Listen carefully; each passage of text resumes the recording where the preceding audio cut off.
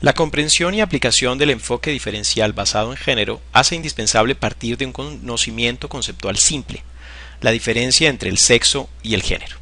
En primer lugar, es importante tener en cuenta que el sexo es una característica biológica de cada uno de los miembros de la especie animal. El sexo nos diferencia entre hombre, mujer e intersexual, dependiendo de características que se relacionan tanto con elementos genitales como hormonales e incluso cromosómicos. Por el contrario, el género es una representación social del sexo. El género constituye la creación que la sociedad ha hecho a través de paradigmas, a través de ideas, a través de asignaciones de roles, tanto al hombre como a la mujer, especialmente, puesto que en la sociedad occidental los intersexuales han sido discriminados desde siempre.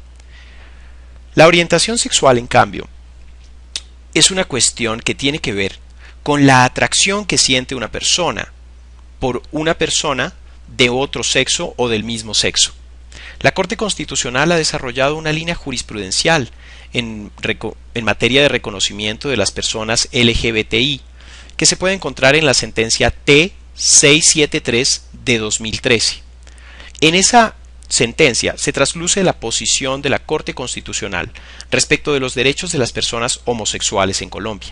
Las personas homosexuales, es decir, aquellas que se sienten atraídas sexualmente por personas del mismo sexo, se clasifican normalmente entre lesbianas y gays, siendo las lesbianas las mujeres que se sienten atraídas por otras mujeres y los gays los hombres que se sienten atraídos por otros hombres.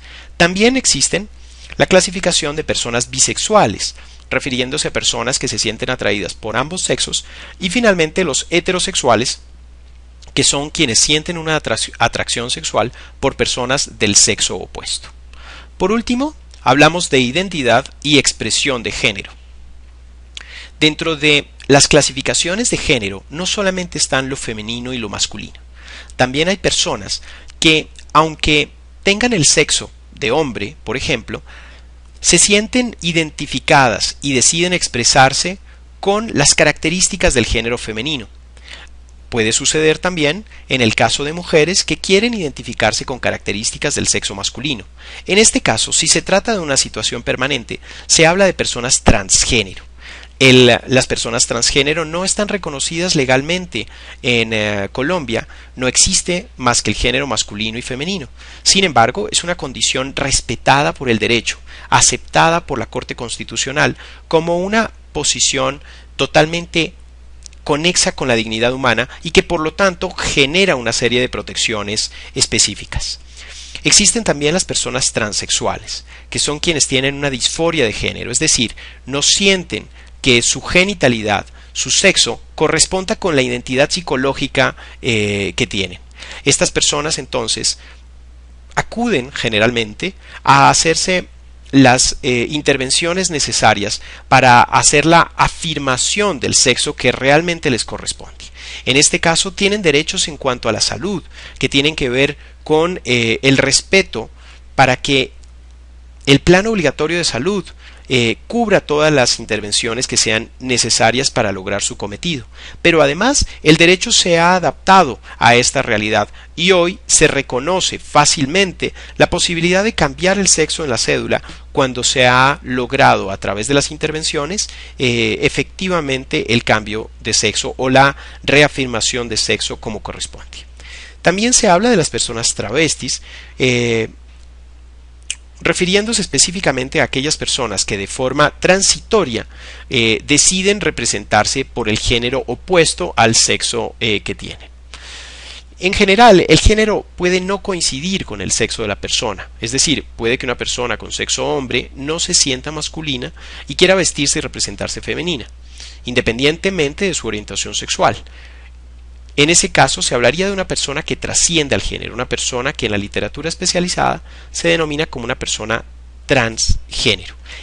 Para la Corte Constitucional, las personas transgénero, transexuales y travestis hacen parte de una misma clasificación y se tiene en cuenta que todas las posiciones de identidad y expresión de género corresponden a un desarrollo de el libre desarrollo de la personalidad y de la dignidad humana. Por lo tanto, requiere de una protección, de un tratamiento y de una aceptación por parte del derecho y por parte de quienes ejercen funciones públicas.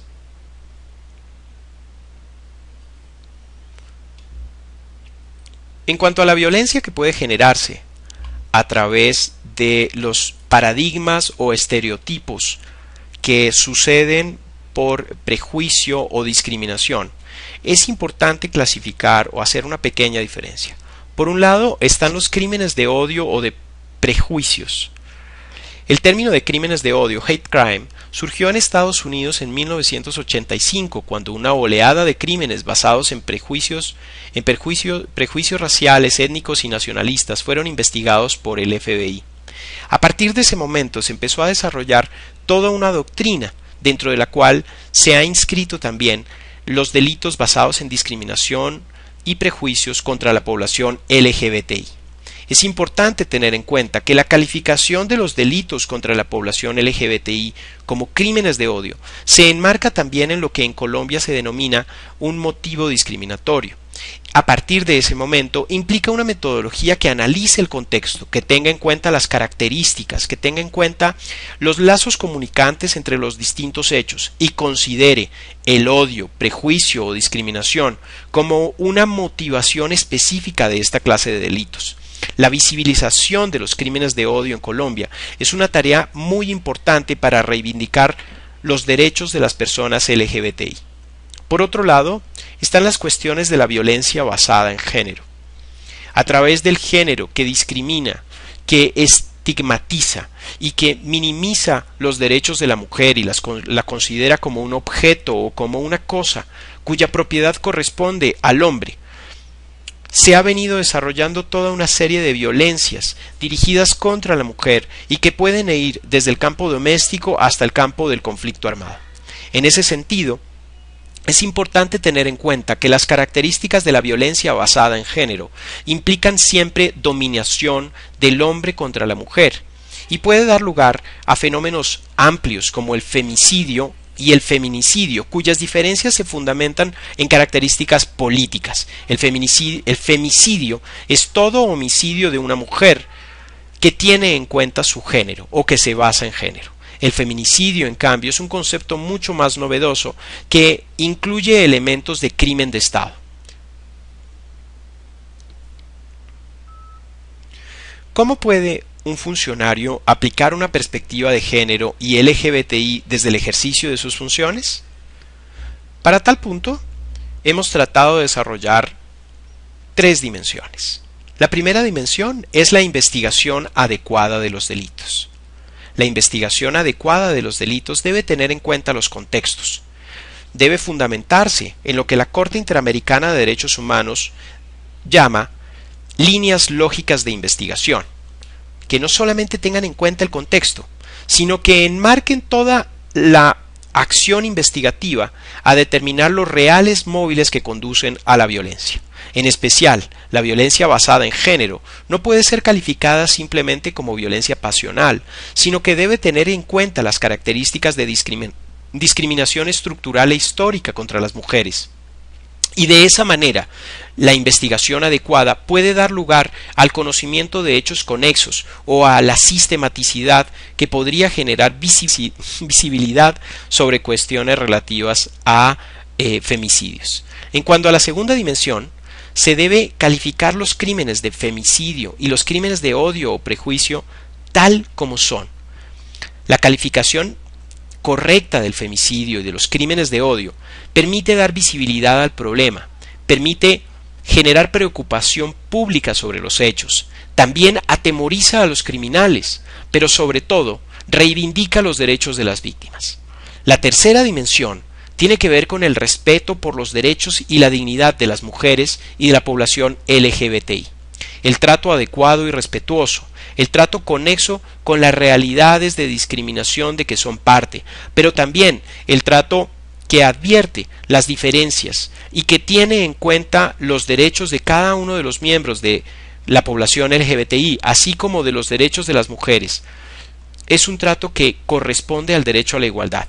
Es un deber constitucional y cada uno de los funcionarios, tanto de la Fiscalía como de las demás entidades públicas, deben tenerlo en cuenta.